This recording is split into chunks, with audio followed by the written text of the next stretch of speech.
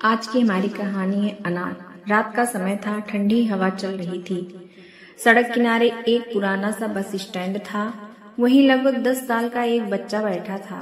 नाम था अर्जुन। उसके कपड़े मैले थे, बाल बिखरे हुए थे, मगर उसकी आंखों में ऐसी चमक थी जो किसी भी अंधेरे को मात दे सकती थी। अर्जुन कोई साधारण बच्चा नहीं था।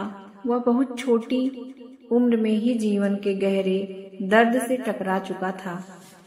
उसकी माँ उसे तब छोड़कर चली गई थी जब वह केवल 3 साल का था, और उसका पिता शराब में इतना डूबा रहता था कि अर्जुन को प्यार देना तो दूर, उसकी ओर देखता तक नहीं था। एक दिन बीमारी ने उसके पिता की जान ले ली और अर्जुन दुनिया में पूरी तरह अकेला रह गया। उसके लिए यह समझ पाना मुश्किल था कि किस गलती की सजा उसे मिल रही है। धीरे धीरे उसे अनाथालय ले जाया गया। वहां उसे छत तो मिल गई, मगर प्यार और अपनापन नहीं मिला। कुछ बच्चे उसे चिढ़ाते तो कुछ बड़े उससे काम करवाने के बाद ही खाना देते। अर्जुन दिल का बहुत साफ था। वह हर कठिनाई में मुस्कुराने की कोशिश करता। वह अक्सर कहता, शायद भगवान ने मेरे लिए कुछ अच्छा रखा होगा। ये शब्द उसकी छोटी सी उम्र में बड़ी सोच का परिचय देते थे।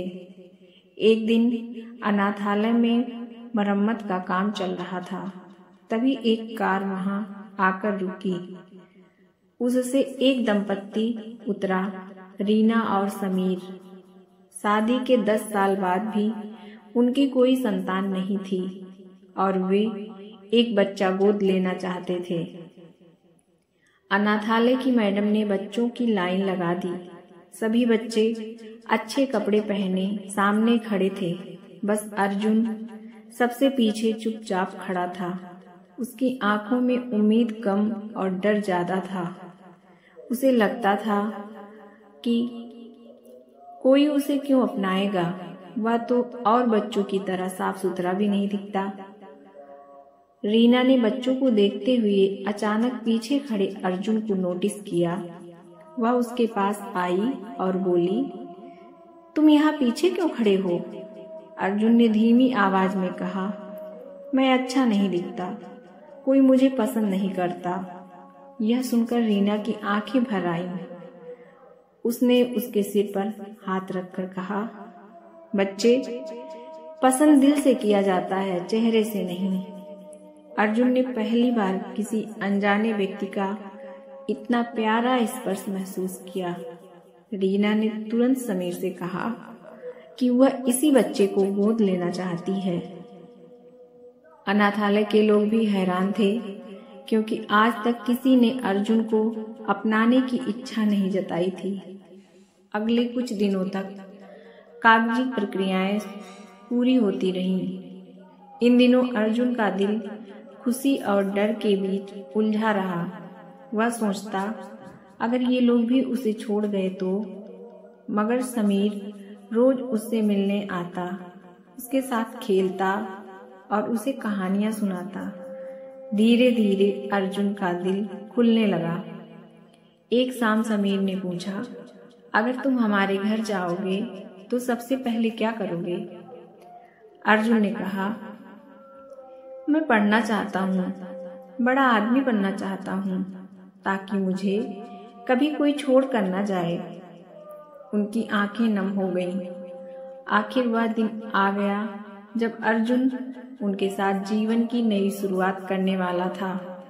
कार में बैठते समय वह बार बार अनाथालय को देख रहा था, जैसे कुछ कहना चाहता हो। तभी रीना ने उसका हाथ थाम कर कहा, अब तुम अकेले नहीं हो। यह सुनकर अर्जुन की आंखें आंसुओं से भर गए। उसकी आंखों से आंसू गिर पड़े। नए घर में उसने पहली बार एक मुलायम बिस्तर पर सोया। पहली बार बिना डर के खाना खाया। पहली बार किसी ने उसे प्यार से कहानी सुनाई। मगर उसके मन में एक डर फिर भी था, कहीं यह सब सपना ना हो जाए।